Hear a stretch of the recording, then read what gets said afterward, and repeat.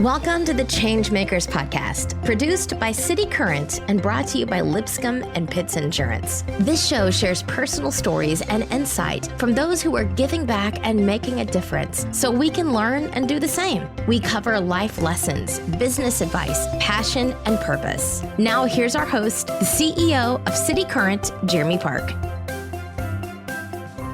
Welcome to the ChangeMakers podcast. I'm your host, Jeremy Park. This podcast is produced by cityCURRENT. We're honored to bring you inspiring stories of individuals who are making a difference, who are powering the good. And with that, we're going to kick it off with our good friend, Summer Owens. She is a speaker, an author. She is a So What success coach, and we'll talk about what that means as well.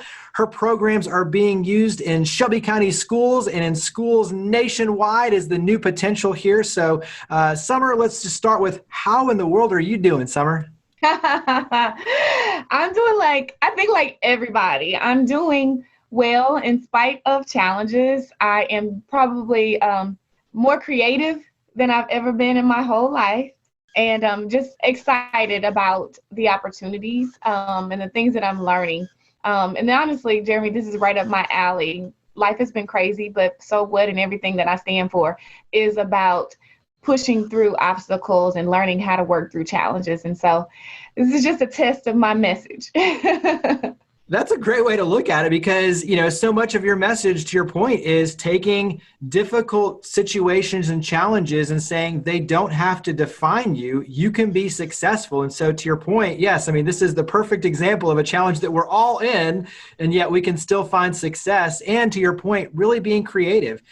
Let's dive in a little bit and get to know you personally, especially for those who aren't here in Memphis, who don't necessarily know you and your story, but it's a fairly well-documented story, which is powerful. And give us a little bit of your childhood. So let's start there. So in terms of where you grew up, and just give us a little bit of your childhood. Okay, yeah. I am from Jackson, Tennessee. And I'm originally from Bolivar, Tennessee, so people from West Tennessee will really know. But from Bolivar, Tennessee, and then I moved to Jackson when I was in kindergarten. And I grew up there, got a scholarship to the University of Memphis, and I've been in Memphis ever since. But before I came to Memphis, I became a teen mom. When I was 15 years old, in the summer before my sophomore year of high school, I actually got pregnant as a result of rape. A family friend forced himself on me, and I got pregnant. But I persevered. I pushed myself, and I graduated from high school. Graduated number 8 in my class. I was about to say, you didn't just graduate. You graduated at the top of your class. And most likely to succeed in everything, too. I was. And I was really grateful that my classmates didn't count me out, and they saw potential in me. They saw how hard I was working. They didn't judge me, and they loved me, and they loved my son, and really supported me and encouraged me. And so did my teachers and administration for the most part. And I earned a full scholarship to the University of Memphis when I moved here with my son, 1997. And these years are going by really quickly. And so I came to the University of Memphis, and I got involved right away. I came on the Emerging Leader Scholarship, which is a scholarship that encourages you to be involved in different organizations on campus. That was right up my alley because I did the same thing in high school, even with my son. I was involved in a number of organizations. One I was most proud of, I was editor of the yearbook staff. So I was a writer, researcher even back then. But I came to the University of Memphis and did my 4 years there, and was a leader on campus, had my son by my side. I graduated magna cum laude from the University of Memphis, and I was Miss University of Memphis. And it was a journey. I say it like it was quick and easy, but all 4 years of high school, especially after I had my son, and all 4 years of college were challenging. Even in college, I had an internship for Embassy Suites Hotels, and Hotels Corporation. And I was there even when they changed from Promise to Hilton. So I was part of that. Then I graduated, like I said, and I got a job with the Memphis Grizzlies, which was probably the most exciting place that you could be at the time if you lived in Memphis, because it was the year that they came to Memphis, their first year here. And so I started my career with the Memphis Grizzlies. So I could go on, but I'll let you get in there. Yeah, I was about to say, because there's so many layers to this story. And let's back up, because I want to cover some important ground, I think, especially for listeners, for some really important topics.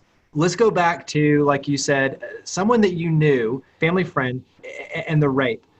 Were there any signs or things? So when you're talking to other young girls and you're talking about, hey, here's how to protect yourself.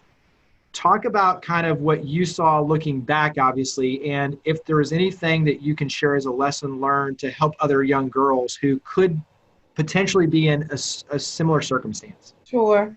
And for young men too. So Yeah. I put myself in a situation that I didn't have to be in. And it was more of it wasn't a date, but it was more of a date rape situation than a violent situation. I had really low self-esteem. So this is one thing I talk about often. I had really low self-esteem. I did not like how I looked. I had been bullied as a child and criticized and put down. And so I didn't like how I looked. And he told me that I was pretty. And it made me kind of let my guard down and kind of almost made me feel like I owed him something. And so I let him touch me a little bit. I let him, but he took it further. And when I said stop, he didn't stop. And that's how I got in that situation. And so one lesson that I took away from that and that I share with other people is, first of all, you don't owe anybody anything if they give you, just because they give you a compliment. All you owe is a thank you. All you owe is a thank you. Secondly, don't put yourself in a position where somebody can take advantage of you. If you know what you want and what you don't want, don't even start the process. Don't even start the process. And that's for girls. And for young men, no means no. No matter how far in the process you might be, once no is said, then you have to respect that. And it's a ton of lessons that I take from that. There's a lot of things that I could have done during the situation, before the situation, during and after the situation that I've learned from it. But that's the key. I think in a lot of challenges in our life is, first of all, you need to avoid them. And there are ways that you can avoid them. So not just the situation I'm talking about right here, but many situations, they can be avoided. Yeah, extremely helpful advice. And I think it's so hard because, hindsight is 20/20. It gives you the ability to look back, but when you're in that moment, you don't necessarily think of all those options. And so it's hard looking back because you want to beat yourself up, but yet at the same time, you really can't because you made a decision in that moment. And so it's one of those where maturity steps in and it's like, oh, look at all the lessons that I learned now that hopefully I can share with others to keep them out of that same situation. So for the young people who read my book and read my story, when they get in a situation like that, because a lot of people will, probably I would even say most young people will end up in a similar situation. They can at least reflect on, well, this is what she did, this is what she should have done, and this is what I would have done. So now they're thinking about it beforehand. And these are the consequences of what she did. So I really need to think about what I do in this situation. Yeah, and I know that's a big part of just your platform is understanding the consequences. When you make a decision, every decision has consequences. And so looking at it from the lens of these are the consequences that you're going to have to deal with making that sort of decision. So carry that forward, because I think you mentioned it too. And I think, like I said, there's a lot of layers to this, but you mentioned that your friends and your teachers, and you said obviously for the most part, were very supportive. And so talk about kind of having a support network to be able to go through this, because obviously as a teenage mom, and one of the other cool stories in general is the fact that you brought your child to class with you. So in other words, like he kind of went along the journey with you and grew up with you going to classes and things, which is a little different. But once again, it tells the story of your family, your friends, your teachers being supportive and not discouraging it, but encouraging it and embracing it for the most part to allow you to succeed. So talk about your support network. Yeah. Well, I think, and let me say this, and I like to say this too, because I'm a mentor at the adolescent parenting program, so I work with teen moms specifically a lot.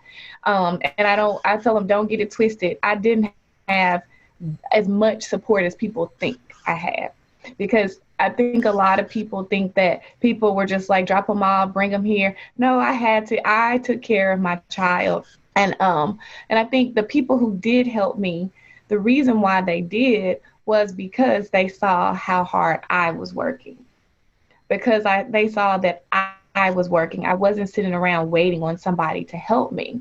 And so in high school, when I was pregnant, again, I think that support and a little less. I think a lot of people still judge me. I still was a young girl walking around pregnant. So I still faced the judgment. I still had people looking down on me. I still felt bad and embarrassed. I definitely still felt that. But I did have enough people, including some specific teachers that I can think of, who let me go to the bathroom because I was 9 months pregnant, and and they just said, don't ask, just go. Little things like that made a big difference for me. So that kept my spirits up, and that kept me encouraged, and that's, I think, what really helped me to continue to go to school and make good grades and to push myself. And then when I did go to college and I had my son with me, I built a support system. So that, again, I was a leader on campus. I got involved in organizations right away, even though I had my son. He went to meetings with me. He went to events with me. But because people saw that I was trying really, really hard, people were like, hey, can I help you? Let me babysit. I joined the Student Activities Council, SAC, at the University of Memphis in my freshman year. And in my sophomore year, I was a chairperson. The director of SAC, she's still my friend today. Her name is Tammy Hedges. She's a vice president at the University of Memphis now. She saw how hard that I was working. She said, Summer, when you have tests, because also my son was too young to go to daycare on campus at this point. She said, when you have tests or you have class, you can't take him to class. She was like, bring him here to the office. She would either keep him or her secretary would keep him while I had class. So it was that support system that really, and so I'm very involved at the University of Memphis. I'm the president of Alumni Association now. And a lot of my connection and love for the University of Memphis came from that time in my life when they really loved on me and really supported me. This is Jeremy Park, CEO of cityCURRENT, personally inviting you to Growth Current. Growth Current is our e-learning and online personal development platform with cityCURRENT. It's an opportunity to attend virtual events with global thought leaders, national guest speakers, and experts who can help you grow personally and professionally. It gives you access to success secrets, lessons learned, learning modules, and so much more. Subscriptions are only $8 a month, and you can do bulk subscriptions for your team. Check out growthcurrent.co to learn more. I think that's a great lesson too, though. Like you said, people will come to your side when they see that you're working your tail off and you're putting in the sweat and the time and the passion and you're pouring that in. And I think that's a key to, like you said, what it was. And also, like you said, understanding that you had to create the support. It wasn't just like it just magically appeared. But the empathy ultimately too of the teachers gave you the encouragement to keep pushing forward. Yes. I'm curious on your end, when you talk about, because you obviously are a massive overachiever. When you look at being involved and balancing everything, and that's what I love is like, you're not just going to do it. You're going to put everything in and you're going to do it to the best of your ability, right? Yes.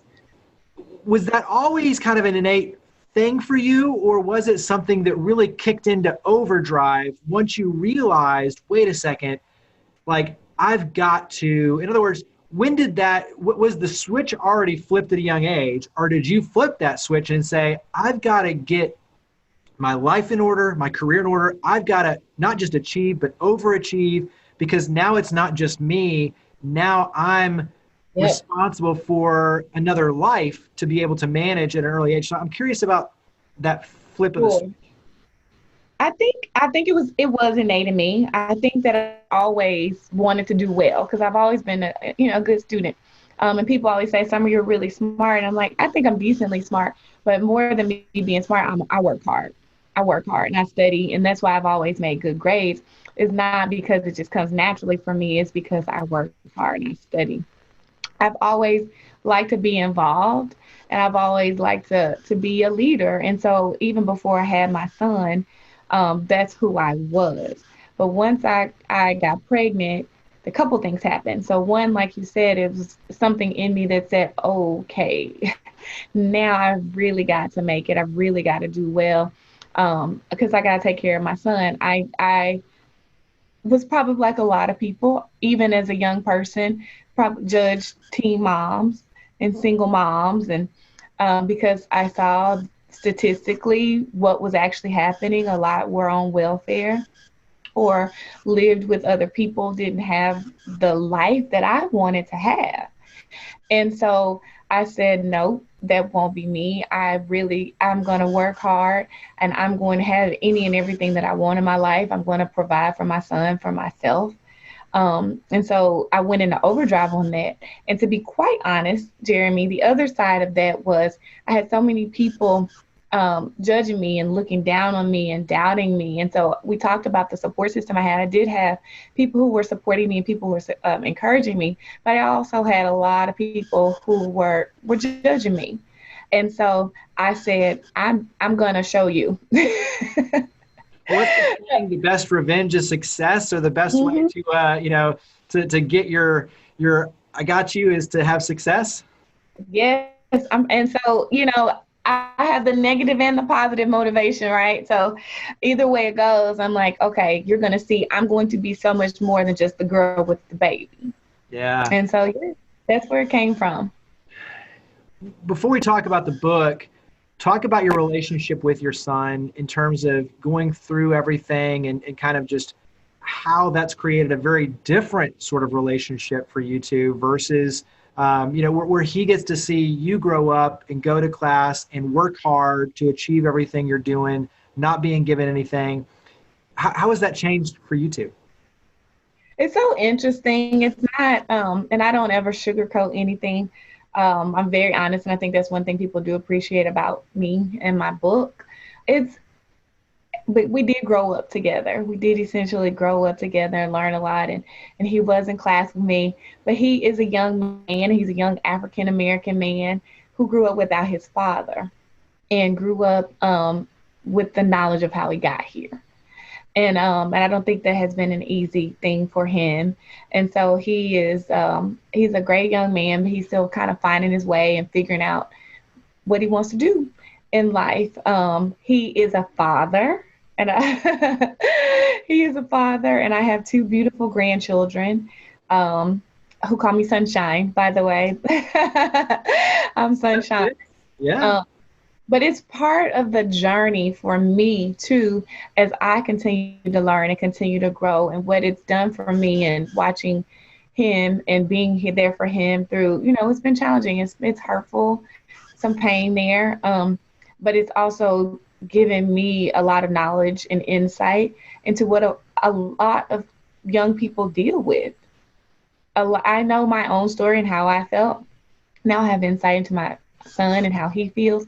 And I'm actually grateful because I'm able to see how I dealt with it and how I was able to push through it. And then I see how he deals with it and how he processes things, and it gives me a totally different view, totally different, perspective of how other young people might feel. And so it has really shaped the work that I do and the way that I work with young people, because I'm able to understand the hurt and the pain and the disappointment on a whole other level because of what I've been able to experience with my son. Yeah. Yeah. So it's powerful. It is really, really powerful. And I'm, like I said, even in the challenging situation that it is, I'm grateful for it because of the insight that it gives me. What's interesting about that is it just goes to show once again that, you know somebody on the surface and like the first level or second level, but then you start really digging deep. And to your point, you don't realize, like you said, the fact that he grew up without his father and knowing the situation and what does that really mean versus just him growing up with his mom and going to class and being, that sort of in other words, that side of the coin, you don't see the other side of the coin, which is the emotional scar and the things that he has to process through to be able to be the whole person that he is. And so I just think that with anything, there's so many levels and depth to everyone's story, and you just don't know until you really start putting yourselves in their shoes, what they're going through and how they're processing and what they're dealing with. Absolutely. Talk about your book, because this also leads to a lot of the speaking that you do and the curriculum that we'll talk about here in a second with the schools. But on your end, give us, it's Life After Birth, a memoir of survival and success as a teenage mother. So talk about the book, and then, you've got a lot more publications on your end now too. So talk about you being an author. Yeah, so I never thought I would be. So even though I told you I was the editor of the yearbook staff, I did a lot of writing for the yearbook, and I like writing. I never thought I would be a published author. But when I was in college, the question I got asked the most was, how did you do it? How did you do it? Because people saw me on campus, and they knew I was a leader on campus. They knew I had a job, and they knew I was a good student academically. And they would see me walking around with my son. And my answer back then was, I don't know. I don't have time to think about it. All I have time to do is do it. And so I went through life. I started working for the Memphis Grizzlies, as I mentioned. And while I was there, I got my MBA. So I was busy because I was working a lot there and I was in school. And then I went to work for Service Master after I got my MBA. And while I was at Service Master, I traveled a lot, which was very challenging. Being a single mom, my family's not here. And so I didn't stay there long. Then I went to work for FedEx. And FedEx is where once I was there, I kind of finally had the sort of work-life balance that I really wanted, because I didn't work nights. I didn't work weekends. I didn't travel unless I wanted to. And it was sort of the perfect situation. And so it was then that I picked up what I'd started in college. I was like, I'm going to write about it, write about how I did it. And I had written an outline in college. I just wrote an outline in college, but then I started to actually write the book once I was at FedEx. And it was also at that time that I was going through a divorce, because along the way I got married. But it was at that time that I was going through a divorce. And so writing is very therapeutic for me. And so I started writing, and I finished the book in a couple of years. It had been in me for probably close to 10 years, but I finally finished in a couple of years. And the book did something that I hadn't expected.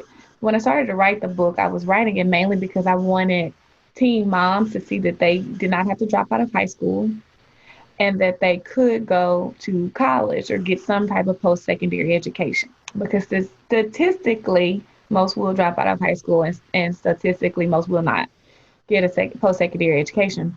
And I wanted them to see my story. So people would see me with my son, and I had a nice car and I had a nice house, and think, oh, she doesn't understand.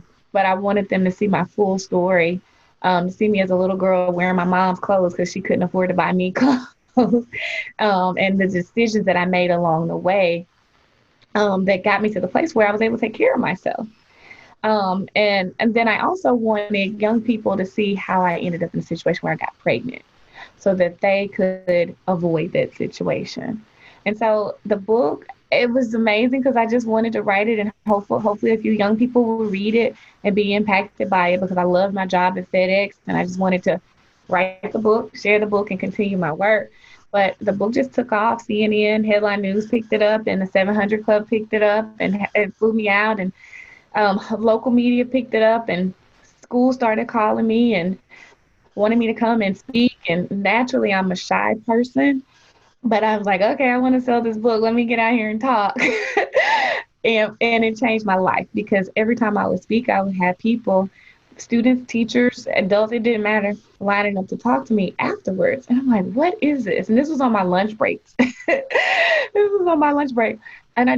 I eventually got to the point, Jeremy, where I got back to work, a job that I loved, because I absolutely loved my job at FedEx. But I would get back and I was like, I got to hurry up and do my FedEx work so I can figure out how to get in front of some more people. And then after, it was in 2013, look, these years are going by so fast, when FedEx offered a buyout. And I qualified to put in for the buyout. I'm like, I think now's the time, because I knew, I found my calling, found my purpose. This is why I've gone through the things that I've been through in my life, the sad things, the painful things. And this is why I've had the success that I've had, so I can show people they can do this.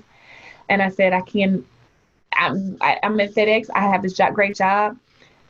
Somebody else deserves this great job, and I need to be spending my time talking to people. So I put in for the buyout. A lot of people think I got it, but I did not. Really?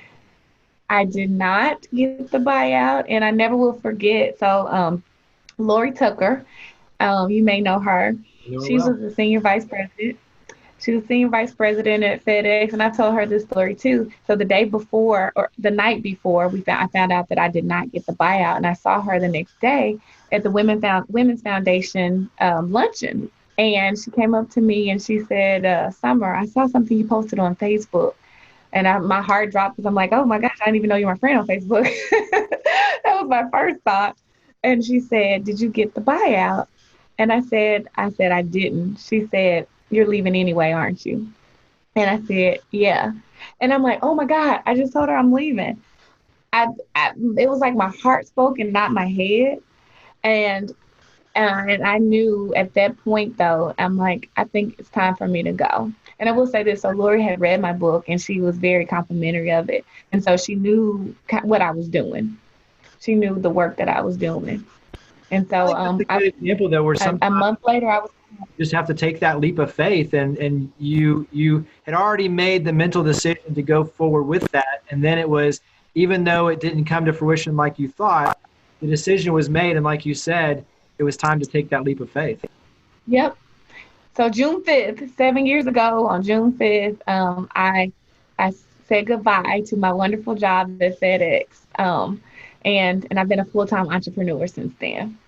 So let's dive into you as a speaker, and then obviously this program that is with Shelby County Schools, and now really leading you in some exciting new directions where this is something that school districts all around the nation can work with. So talk about being a speaker and then this program for schools. Sure. So I discovered the career of speaking while I was at FedEx because people kept asking me to speak. And then so I started to do some research because I was getting really tired. So keep in mind, I was still a single mom at this time, and I had a full-time job, but people were asking me to speak all the time. And I was loving it. I was loving it because I could literally see people's wheels turning while I was talking. It was like, what's going on? I'm just talking. I'm just sharing my story. And I'm like, okay, this is powerful. This is powerful. So I started to do some research, and I saw, okay, me as a normal person, I can have a career doing this. And so I met some people, I made some connections. I was invited to join the National Speakers Association, and I joined, started speaking. Then I had teachers, especially telling me all the time, Summer, my students won't put your book down. And so I started selling books by the box, by classrooms, and teachers were telling me like students were sneaking and reading, and I'm like, this is great. I had a couple of teachers telling me that students were stealing books out of their class, and it's like, this is awesome. They said, do you have a curriculum to go with the book? I was like, yeah, sure. And so I got to work quickly on a curriculum. School started using the curriculum, and this is back still when I was at FedEx. Started using the curriculum. Then I had a fifth grade guidance counselor, professional school counselor, who had been using the curriculum that I created for 3 years, 2 years with her fifth grade girls, and then the third year she incorporated the boys. She said, Summer, this would be perfect for Common Core. And I said, what's Common Core? So today, I think people are a lot more familiar, like us as non-educators. Well, now I'm an educator because I teach at the University of Memphis, but I was not familiar with education at all, other than getting mine. But now more people are familiar with it. But at that time, I didn't know. So I started doing some research, and I partnered with, or I actually worked with the Memphis City school teacher at the time to help develop a curriculum that incorporates the Common Core State Standards for English Language Arts. And it's been the most wonderful thing, Jeremy, because I wanted to create something that a teacher could use that wouldn't interfere with all the standards and the things that they had to check off their box, the things that they were evaluated based on. But at the same time, I was a parent, or I am a parent, but I was a parent of a student at the time. And I worked with young people, and I know they don't care about learning if they don't think you care about them, or if the material is not interesting to them. And because the teachers were telling me the students were students, boys and girls, I clarified that, were really into my book and really into my story. And I knew that they were learning all kinds of things, because I talked about being bullied as a child. I talked about having low self-esteem, talked about, of course, how I got pregnant, when I got pregnant, how I got through that. But I also talked about starting my first job in high school and buying my first car in high school, and how I got a scholarship to college, and how I started my career, how I bought my first house, all those things that are just life. I talked about boyfriends and wanting boyfriends and heartbreak and all those things that everybody deals with on some level. And so I was able to create a curriculum and a workbook, fifth grade version, a middle school version, and a high school version. So on all those different levels, using the same book. And so students were really into it because they could relate. But it was also using those standards. And so they were also increasing their literacy skills and learning how to write. Writing is also incorporated in there. And so is journaling. So they're able to deal with their feelings and learn more about writing, increase their vocabulary. It's just all the things that are part of the English language arts standards. But it all comes from dealing with life and thinking about life. Well, I think sometimes too, you're putting it out there, and like you said, even learning how to buy your first car in high school, things like that, that in many cases, the youth aren't able to learn from their parents for a million different reasons. And so giving them the real world, finding their first job, dealing with all these adversities, bullying, all these things that can be very tough subjects. And then also too, just learning how to do life. Right. Right. Being able to put that in a form that comes from someone who's being authentic, but also has gone through challenges themselves. And in many cases, I feel like people want to know that you've taken the journey that they're taking, and they're dealing with very similar issues. And so they respect you for that. And I think that leads to the opportunity for you to have a voice and to really talk to them in powerful ways that many of us can't. And I don't take that for granted at all. It's something that I think, as a parent, and I think a lot of this, my heart comes from being a parent. And like you just said, sometimes our parent can't teach for whatever reasons. And a lot of times, some of the things I'm saying are the exact same things that the parents are saying. They just need to hear it from somebody else. And then in a lot of cases, it's the things that parents are not saying because they don't know to say it, or they don't know how to say it. And so I take this as an honor and a privilege to have the opportunity to pour into the lives of young people who I feel like receive from me for whatever reason. It's a lot of different reasons. And it's a blessing too that I can use my story about being a teen mom to teach all these other lessons to young people who hopefully won't become teen parents, or if they do, they'll be successful teen parents. Give me something, and it can be, even more recent, like right now with everything we're dealing with the coronavirus and COVID-19, the pandemic. But what's something that it has been a powerful lesson in your life that you like to share, either through your speaking or your writing? But just what's one kind of powerful lesson outside of everything we've talked about, obviously, but just another powerful lesson that you've experienced that you like to share? Probably one thing that I think that a lesson that I take from everything is no matter how negative the situation is, there's something positive. And that can be hard. You might have to dig deep. But in every negative situation, there is something positive that can come from it. So even in my situation, and my situation is not just one situation, it's multiple situations within the situation, right? But I became pregnant at 15 by somebody I didn't know, and somebody who forced himself on me. Okay, what can be positive about that? Well, the positive is I already know that sharing my story and the fact that happened to me has changed a lot of people's lives. I know from people telling me that directly, people who were about to terminate their pregnancies did not, because they saw my story and saw that I was able to make it through that. I know people who have gone back to school or not quit school because of that. Just countless situations, teen parents or not, young parents or not, people who are like, okay, if she can do it with the child, what's my excuse? I have no excuse. I've got to do better. I've got to do more.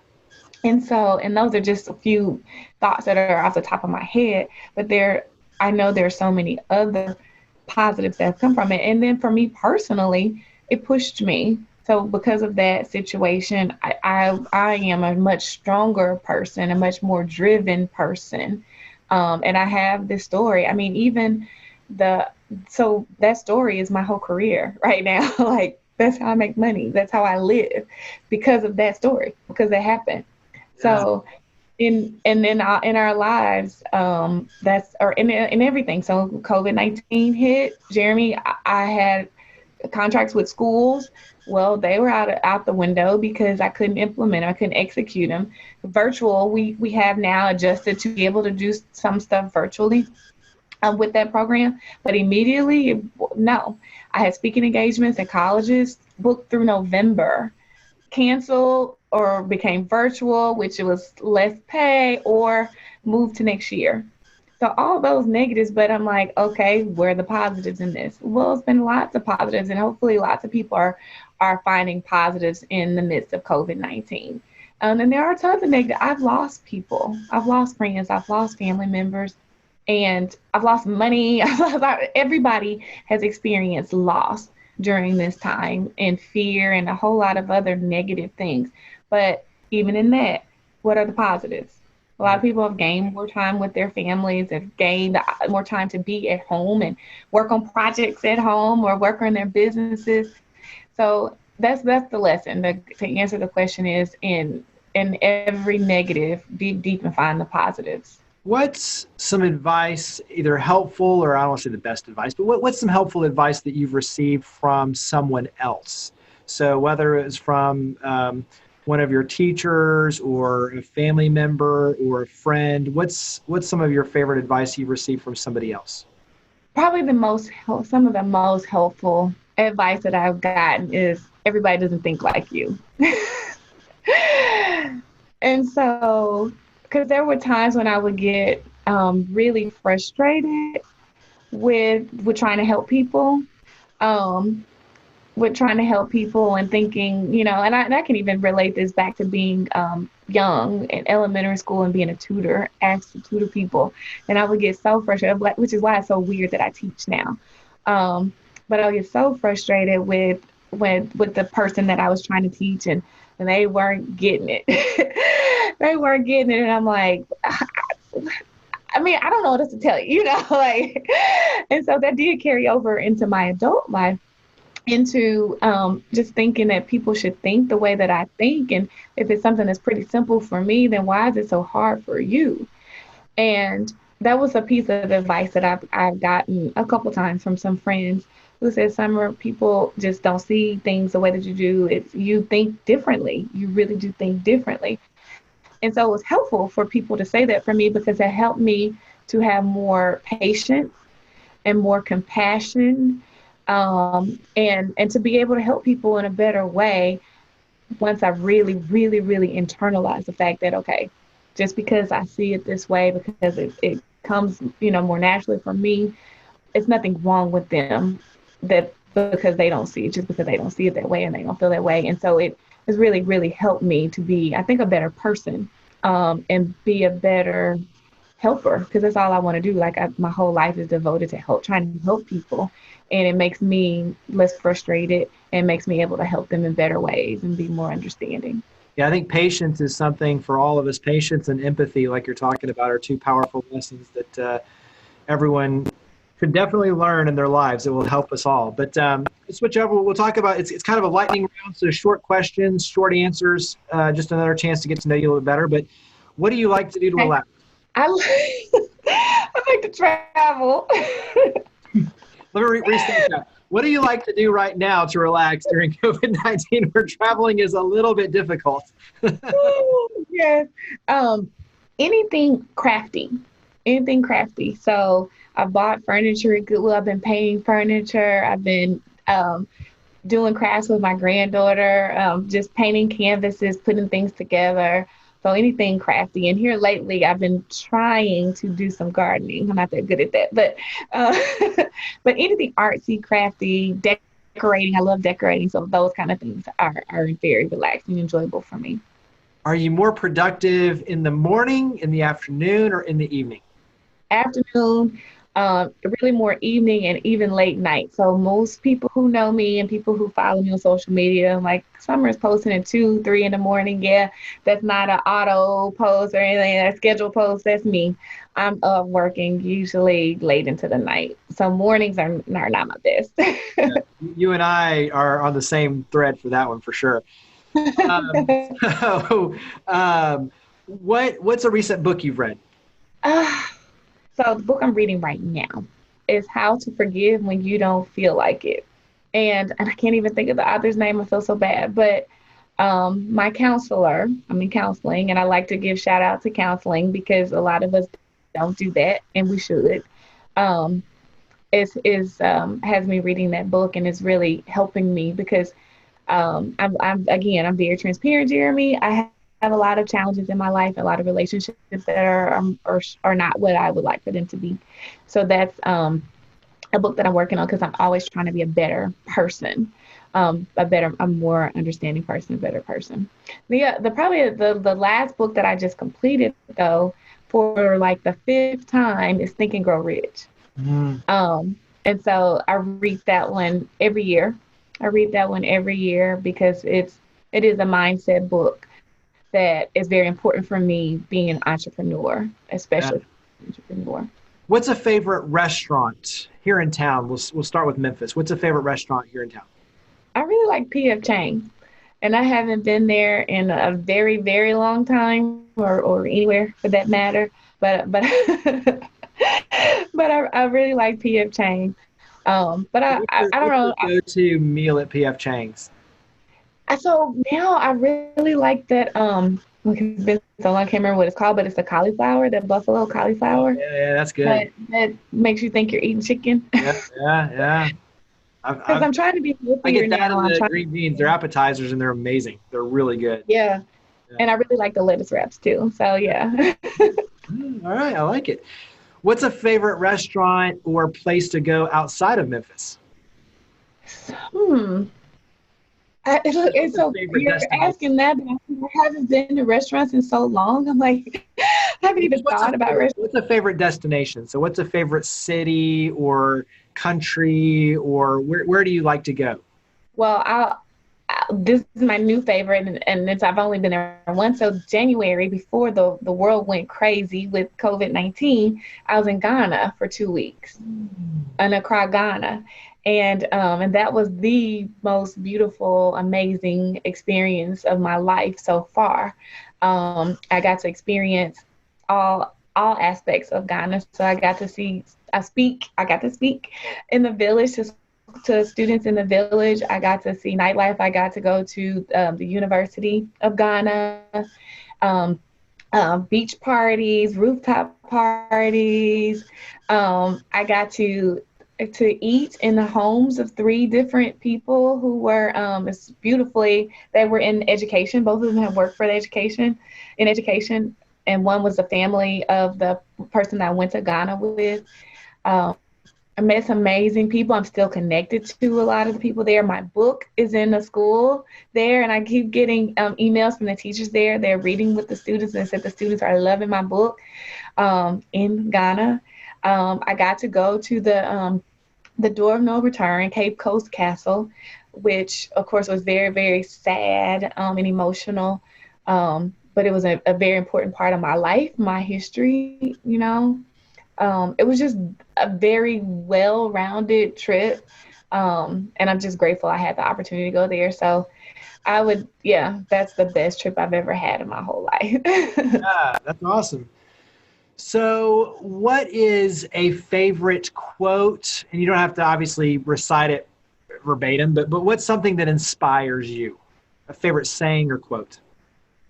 To whom much is given, much is required. And and it really makes me emotional right now just saying it, but keeps me going to think about, and honestly, COVID-19, this is one of the positives I've gotten from COVID-19. I'm in my house right now, and I'm not in my house a lot normally. And so it's making me really, really, really appreciate my house.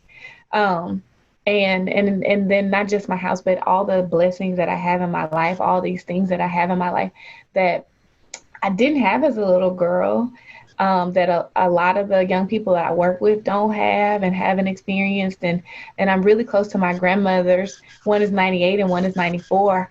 And I think about their lives and the things they didn't have in their lives, and not just things, but experiences. Like I just said, going to Ghana, and I've been to parts of Canada, and I've been to Europe. I've been like things that I've gotten to do that most people don't get to. And it just makes me so, so grateful. And I just think about my life, and I'm like, okay, how can I help other people to have, do, be all of those things if they want to? Yeah. You're very young and you're creating your legacy still every single day, but many, many years from now, what do you hope your legacy is? Not just here in Memphis, but at this point with what you're doing around the world. I hope it's just that, is that she used her life, her story, and her challenges to help other people get through their fears, to avoid them and to get through them. I guess that's the simplest way to put it. It's like everything I do, my curriculums, the class that I created for the University in Memphis, my speeches, everything is about life, and it's about challenges, and it's about victories. And so that's what I want my legacy. And of course, so what, my whole brand, so what, I want my legacy to be for everybody to say, so what, when life is really, really messed up, say, so what, and then say, so now what? It's like, okay, how do you move forward from it?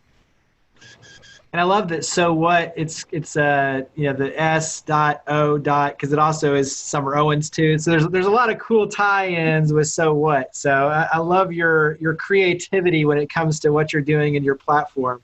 Thank you. So wrap up and talk about where everyone can reach out. So for those colleges, universities, corporate events, all those that want to book you as a speaker, and obviously right now, obviously a virtual speaker is a huge opportunity. And then obviously for the schools and the school districts that want to work with you on the curriculum, and then those who want to purchase books, where does everyone go to follow your efforts and to reach out and to connect? Real simple, summerowens.com. myname.com. I am all over the place with social media. I'm on LinkedIn and Instagram and Twitter and Facebook and all those places. But if you just go to my website, summerowens.com, then you can get links to all the social media. But yep, summerowens.com. It's me. Well, Summer, you are a change maker indeed. We greatly appreciate all you're doing, not only for Memphis and the Mid-South community, but obviously for so many around the world. So thank you for being a part of our podcast. Thank you for all you do. Appreciate you coming on the show. Thank you, Jeremy, and thanks for all you do, too. I really appreciate you and all the wonderful things that you do and present to us. It's amazing. Well, I appreciate that. Thank you.